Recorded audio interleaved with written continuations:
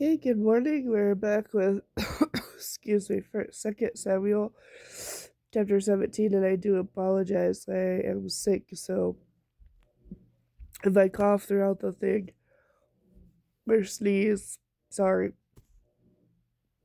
Okay, chapter 17.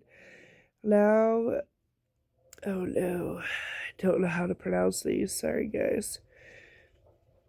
Thophel urged Absalom, let me choose 12,000 men to start out after David tonight. I will catch up to him while he is weary and discouraged. He and his troops will panic, and everyone will run away.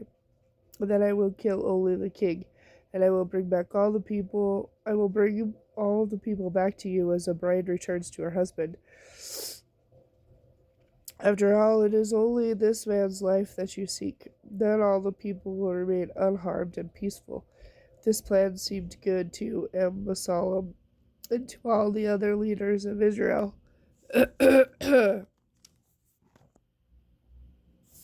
uh, Hushai counters uh, Thabal's advice. Sorry. But then Absalom said, bring in Hushai the Archite. Let's see how he thinks about this. When Hushai arrived, Absalom told him what Ahithophel or Aphophil had said. Then he asked, what is your opinion? Should we follow Ahithophel's advice? Oh, I apologize. That's horrible. If not, speak up. Well, Hushai replied, this time I think a I Ahithophel has made a mistake. You know your father and his men. They are mighty warriors.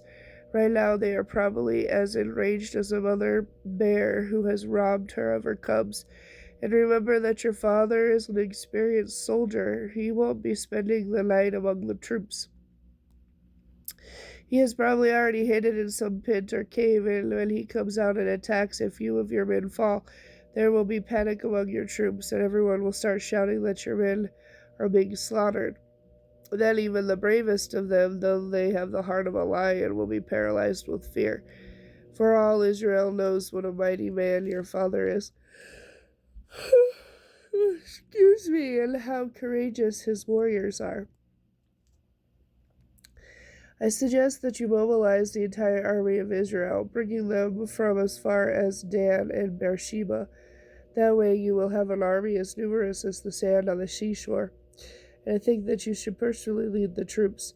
When we find David, we can descend on him like the dew that falls on the ground, so that not one of his men is left alive. And if David has escaped into some city, you will have the entire army of Israel there at your command. Then we can take ropes and drag the walls of the city to the nearest valley until every stone is torn down. Then Absalom and all the leaders of Israel said, Hushai's advice is better than Ahithophel's, for the Lord has arranged to defeat the counsel of Ahithophel, which really was a better plan, so that he could bring disaster upon Absalom. Hushai warns David to escape. Then Hushai reported to Zadok and Abiathar the priest what Ahithophel had said and what he himself had suggested instead. Quick, he told them, find David and urge him not to stay at the shallows of the Jordan River tonight. He must go at once into the wilderness beyond, otherwise he will die and his entire army with him. Jonathan and Ames had been staying at Enrogel. Sorry, excuse me. So as not to be seen entering and leaving the city. Arrangements had been made for a servant girl to bring them the message they were to take to the King David. But a boy saw them leaving Enrogel to go to David, and he told Absalom about it.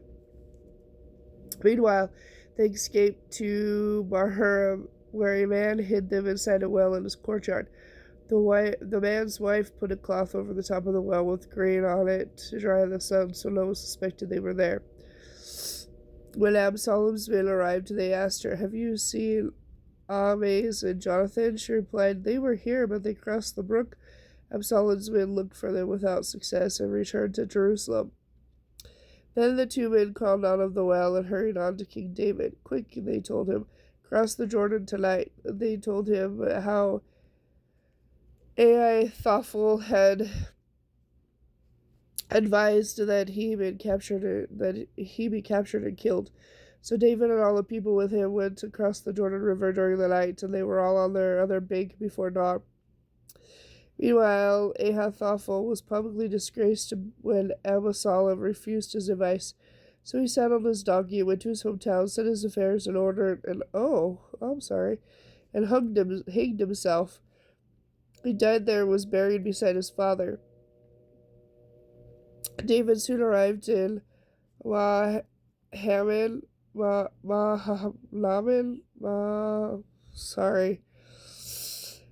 By now, Absalom had mobilized the entire army of Israel and was leading his troops. Leading his troops across the Jordan River. Absalom had appointed Amasa as commander of his army, replacing Joab, who had been commander under David. Amasa was Joab's cousin. His father was Jether, an Ishmaelite. His mother, Abigail, daughter of Nahash, was the sister of Joab's mother, Zeruiah. Absalom and the Israelite army set up camp in the land of Gilead. When David arrived at Mahanaim, he was warmly greeted by Shobi, son of Nahash. Oh my goodness. When David arrived at Mahanaim, he was warmly greeted by Shobi, son of Nahash, of Rabbah, an Ammonite, and by Micah, son of Amiel of Lo-debar, and by Barzillai, the Gileadite from Rogelim.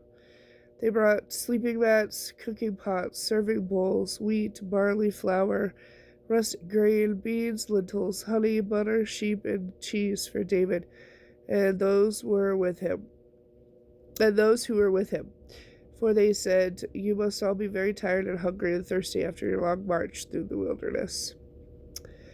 Okay, and with that, later I might be back with 18, or it'll be tomorrow.